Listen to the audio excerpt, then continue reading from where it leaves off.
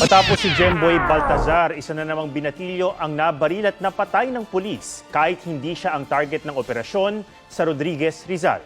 Katwiran ng pulis, self-defense ang nangyari. May report si June Veneracion.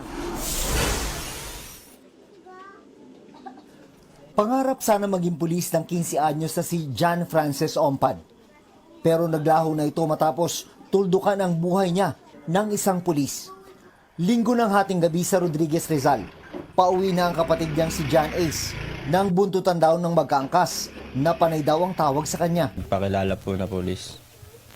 Mga lasing po kasi, tas nakasibilyan kaya di ko talaga iniisip na mga pulis. Iniisip ko lang po mga karnaper o hold upin po ako eh. Nang malapit na si John Ace sa bahay nila, tila parang may binubunot daw ang nakaangkas.